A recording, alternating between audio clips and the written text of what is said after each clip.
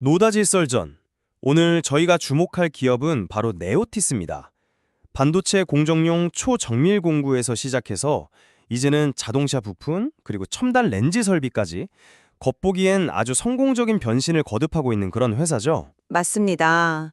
특히 인공지능, 그러니까 AI 반도체 시장이 뜨거워지면서 2025년 3분기부터 실적이 눈에 띄게 좋아지고 있거든요. 표면적으로는 정말 완벽한 성장 가도를 달리는 것처럼 보이지만 저는 오늘 그 화려한 불빛 뒤에 가려진 그림자에 대해서 한번 이야기해 보고자 합니다. 오늘의 논제는 이겁니다. 네오티스의 미래 과연 장밋빛 성장 가도인가? 아니면 숨겨진 위험이 도사리고 있는가? 저는 네오티스가 그 핵심 사업의 탄탄한 경쟁력을 기반으로 신사업이라는 날개까지 달았다고 보고요. 앞으로의 성장을 아주 긍정적으로 전망하고 있습니다. 저는 좀 반대 입장입니다. 현재 이 호황이 오히려 여러 잠재적 리스크를 가리고 있는 일종의 착시 효과일 수 있다. 이렇게 보고요. 각 사업부가 가진 불확실성과 거시경제 변수를 고려할 때 지금은 오히려 신중해야 할 때라는 입장입니다. 좋습니다. 그럼 제가 왜 네오티스의 미래를 밝게 보는지부터 한번 말씀드려 보겠습니다. 가장 중요한 건요, 이 회사의 뿌리자 현금 창출원, 바로 이 마이크로비트 사업이 그야말로 화려하게 부활했다는 점입니다. 시청자 여러분, 아마 마이크로비트라는 게 조금 생소하실 수도 있는데요. AI 반도체처럼 아주 복잡한 칩을 장착하려면 회로를 아파트처럼 여러 층으로 빽빽하게 쌓아 올린 고다층 PCB 기판이라는 게 필수적입니다. 이 기판의 각 층을 전기로 연결하기 위해서 머리카락보다도 얇은 미세한 구멍을 뚫어야 하는데 여기에 사용되는 초정밀 드릴이 바로 마이크로비트입니다. 아, 그럼 일종의 소모성 공구라고 이해하면 되겠군요. 네, 정확합니다. 그런데 이 시장에서 아주 극적인 변화가 있었어요. 코로나 팬데믹을 거치면서 자금력이 좀 부족했던 국내 경쟁사들이 대부분 문을 닫았습니다. 덕분에 네오티스는 국내 시장에서 사실상 거의 독점적인 지위를 차지하게 된 거죠. 이건 그냥 단순히 운이 좋았다 이렇게 볼 게 아닙니다. 기술력과 규모의 경제를 갖춘 선두 기업이 어떻게 시장을 장악하는지 보여주는 교과서적인 사례죠. 이런 구조적인 해자는 한번 만들어지면 쉽게 무너지지 않거든요. 여기에 해외 상황도 정말 기가 막히게 맞아떨어졌습니다. 경쟁 상대인 일본, 대만 기업들은 엔화랑 대만 달러 약세에도 불구하고 가격을 올렸고요. 중국 기업들은 원자재 가격 상승에 미중 갈등 여파까지 겹치면서 경쟁력을 잃고 있죠. 그야말로 네오티스를 위한 판이 깔린 셈입니다. 확실히 외부 환경이 아주 유리하게 돌아가고 있다는 점은 부인하기 어렵네요. 그뿐만이 아닙니다. AI 시대가 이제 본격적으로 열리면서 고사양 기판 수요가 폭발하고 있고 자연스럽게 네오티스의 마이크로비트 주문도 밀려들고 있습니다. 지금 수준 물량을 맞추기 위해서 2026 초 완공을 목표로 생산 능력을 대폭 늘리고 있을 정도예요. 더 흥미로운 건요, 원재료인 텅스텐 가격이 급등하는데도 이게 전혀 문제가 없다는 겁니다. 오히려 가격을 올려주지 않으면 물량을 줄 수 없다고 말할 수 있을 정도로 아주 강력한 협상력을 갖게 됐죠. 2026년부터는 모든 고객사에게 인상된 가격이 적용되니까 수익성은 훨씬 더 좋아질 겁니다. 여기에 자동차와 렌즈라는 새로운 성장 엔진이 또 힘차게 돌아가고 있습니다. 전기차에 들어가는 고부가가치 모터 부품은 물론이고 2025년부터는 자동차의 두뇌 역할을 하는 제어기까지 양산을 시작하고요. 또 자율주행차에 눈이 되는 렌즈 설비와 이건 정말 예상치 못했는데 VR 이어폰용 렌즈까지 터지면서 그야말로 전방위적으로 성장하고 있습니다. 이 정도면 낙관론을 펼치기에 충분하지 않겠습니까? 있다는 거죠? 첫째, 이 마이크로비트 사업의 호황이 과연 네오티스의 본질적인 경쟁력 덕분일까? 저는 경쟁사들의 자멸과 같은 외부 요인의 기인한과가 크다고 봅니다. 만약에 해외 경쟁사들이 정신을 차리고 다시 가격 경쟁에 뛰어든다면 지금의 유리한 구도는 언제든 깨질 수 있는 거 아니겠습니까? 둘째, 원자재와 투자 리스크입니다. 주력 제품의 원재료가 텅스텐이라는 특정 광물에 거의 100% 의존하고 있어요. 지금이야 수요가 많으니까 원자재 가격 상승분을 고객에게 떠넘길 수 있지만 이 판매자 우위 시장이 과연 언제까지 갈까요? 만약 AI 시장의 성장이 잠시 주춤하거나 경쟁이 심화돼서 가격 전가가 어려워지면 급등한 원자재 비용은 그대로 네오티스의 수익성을 갉아먹는 독이 될 겁니다. 수요 예측에 기반한 공격적인 증설 투자, 이건 역시 마찬가지입니다. 시장이 예상과 다르게 흘러갈 경우 그 텅 빈 공장은 고스란히 고정비 부담이라는 부메랑으로 돌아오게 됩니다. 셋째, 신사업의 불확실성이 너무 큽니다.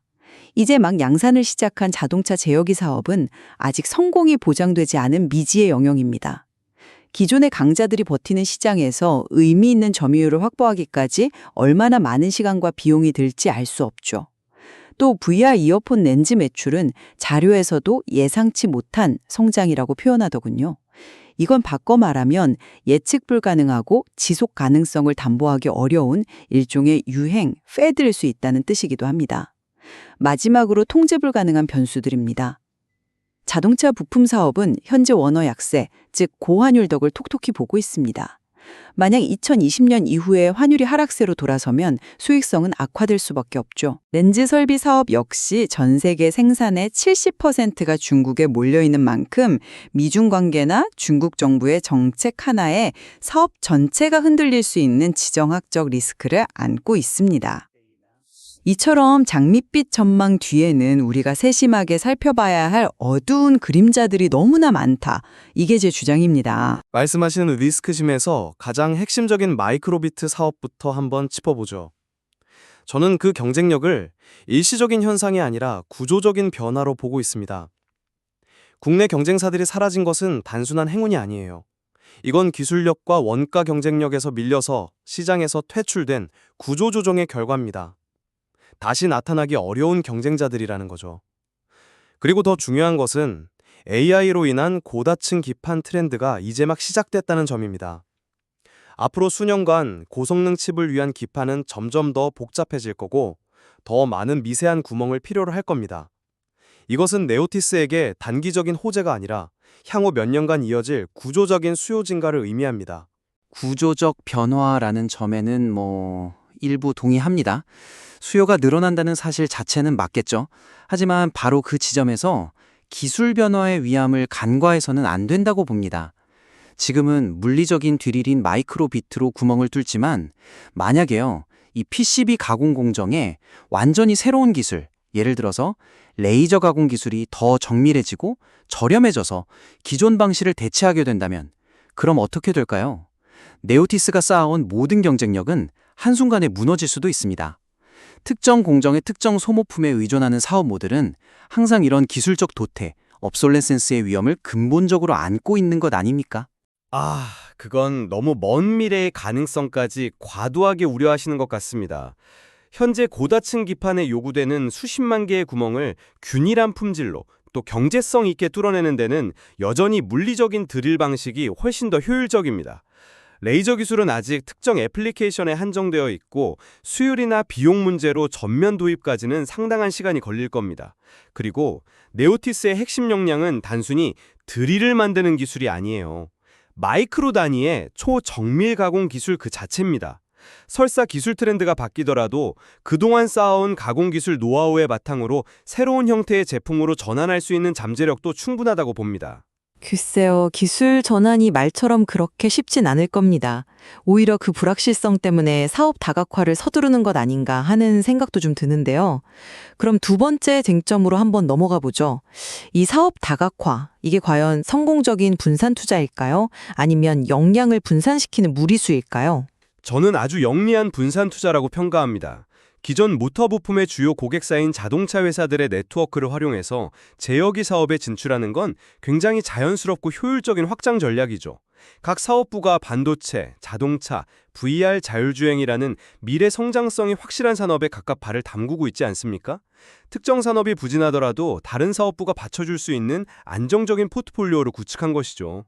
이건 리스크를 키우는 게 아니라 오히려 관리하는 겁니다. 과거에 네오티스가 15%가 넘는 높은 영업이익률을 기록했던 저력이 있는 회사입니다. 모든 사업부에서 두 자릿수 이익률을 달성하겠다는 목표, 결코 허황된 자신감이 아니라고 봅니다. 저는 그 접근 방식에 동의하기가 좀 어렵습니다. 기계 부품인 모토샤프트를 정밀하게 깎는 역량하고요. 복잡한 소프트웨어와 전자회로가 결합된 제어기를 개발하고 양산하는 역량은 이건 완전히 다른 종류의 DNA를 요구합니다. 이건 마치 수영 선수가 갑자기 역기를 들겠다고 나서는 것과 비슷해요. 같은 운동이라는 범주에 있지만 필요한 근육과 기술은 완전히 다른 것이죠. 고객 네트워크가 같다고 해서 성공이 보장되는 건 절대 아닙니다. 자칫 문어발식 확장이 이도 저도 아닌 어중간한 결과를 낳을 수도 있습니다. 하지만 기존의 정밀 가공 기술이 제어기 같은 전자부품의 신뢰성을 높이는데 기여할 수도 있지 않을까요? 예를 들어서 외부 충격이나 진동에 강한 그런 견고한 하우징을 만드는 데는 분명 시너지가 있을 겁니다. 그건 너무 부차적인 부분이죠. 제역의 핵심은 하드웨어가 아니라 소프트웨어와 시스템 통합 능력입니다. 이 분야의 인재를 확보하고 기술력을 내재화하는 데는 정말 막대한 투자와 시간이 필요합니다. 더 큰 문제는 이 다각화가 리스크를 분산시키는 게 아니라 오히려 총합을 키우고 있다는 점이에요. 마이크로비트는 텅스텐 원자재 가격에, 자동차 부품은 환율에, 렌즈 설비는 중국의 지정학적 리스크에 노출되어 있습니다. 이게 과연 분산 효과일까요? 저는 한 곳에서 문제가 터지면 다른 곳에서 막아주는 게 아니라 세 군데서 각기 다른 종류의 폭탄이 동시에 터질 수 있는 구조라고 봅니다. 이건 리스크 해지가 아니라 리스크 컬렉션에 가깝다는 거죠. 그럼 마지막 쟁점으로 넘어가 보죠. 네오티스를 AI 수혜주로 보는 기대감이 과연 타당한가? 이 부분입니다. 저는 이보다 더 명확한 AI 수혜주를 찾아 어렵다고 생각합니다. AI 반도체를 만들려면 결국 FCBGA 같은 고성능 패키징 기판이 필수적이고 이 기판에 미세한 구멍을 뚫는데 네오티스의 마이크로비트가 핵심적으로 사용됩니다. AI 시장이 커지면 네오티스의 매출이 늘어나는 것은 거의 공식에 가깝습니다. AI라는 거대한 흐름의 가장 최전선에 있는 핵심 소재 부품 기업으로 봐야 한다는 거죠. 그 연결고리 자체를 부정하는 것은 아닙니다. 간접적인 수혜가 있다는 점은 분명한 사실이죠. 하지만 AI 수혜주라는 이름이 주는 시장의 기대감에는 거품이 끼어 있을 수 있다. 이 점을 지적하고 싶습니다. 유명한 비유가 있지 않습니까? 골드러시 시대에 진짜 돈을 번 사람은 금을 캐던 광부가 아니라 그들에게 청바지랑 곡괭이를 팔던 상인이었다는 말입니다. 네오티스는 AI 칩이라는 금을 직접 캐는 회사가 아니라 생산 공정에 필요한 곡괭이를 파는 회사에 가깝습니다. 물론 금광이 발견되면 곡괭이도 잘 팔리겠지만 금값의 상승률과 곡괭이 판매량의 증가율이 정확히 일치하진 않거든요. AI 시장이 50% 성장한다고 해서 네오티스의 매출도 반드시 50% 성장할 것이라고 단정하기는 어렵다는 뜻입니다. 그 비유는 흥미롭지만 한 가지 간과한 점이 있습니다. 지금 AI 시대의 곡괭이는 그냥 평범한 곡괭이가 아니라는 겁니다. AI 반도체 기판은 점점 더 단단하고 깊은 안반과 같아져서 예전 곡괭이로는 어림도 없죠. 다이아몬드로 코팅된 최첨단 전동 드릴 같은 아주 특별한 도구가 필요합니다. 네오티스가 바로 그 특별한 도구를 거의 독점적으로 공급하는 역할을 하는 겁니다. 따라서 단순히 간접 수혜주가 아니라 AI 기술 구현에 없어서는 안 될 핵심 공급망의 일원으로 봐야 합니다. 그 가치는 결코 작지 않습니다. 그 특별한 도구라는 점은 인정합니다.